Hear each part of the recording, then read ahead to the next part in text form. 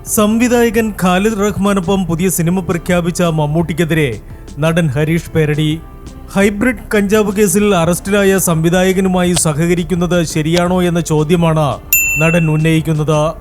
മമ്മൂട്ടിയുടെ വയനാട് മുണ്ടക്കൈ ടൗൺഷിപ്പ് സന്ദർശനത്തെ ചൊല്ലിയുണ്ടായ വിവാദവുമായി ബന്ധപ്പെടുത്തിയായിരുന്നു ഹരീഷ് പേരടിയുടെ പ്രതികരണം.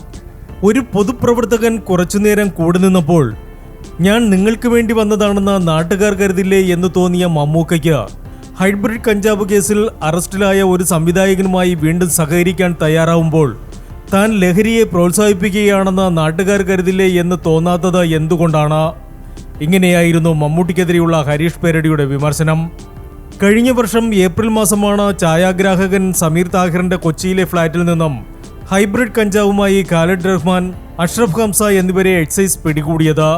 പിന്നീട് ഇവരെ സ്റ്റേഷൻ ജാമ്യത്തിൽ വിട്ടയക്കുകയായിരുന്നു. ഉണ്ട എന്ന സിനിമയ്ക്ക് ശേഷം മമ്മൂട്ടി ഖാലിദ് റഹ്മാൻ കൂട്ടുകെട്ടിൽ രണ്ടാമത്തെ ചിത്രമാണ് മട്ടാഞ്ചേരി മാഫിയ. മമ്മൂട്ടിക്കൊപ്പം ആസിഫ് അലി, നസ്ലിൻ എന്നിവരും പ്രധാന വേഷത്തിലെത്തുന്നുണ്ട്. Entertainment desk, movie max.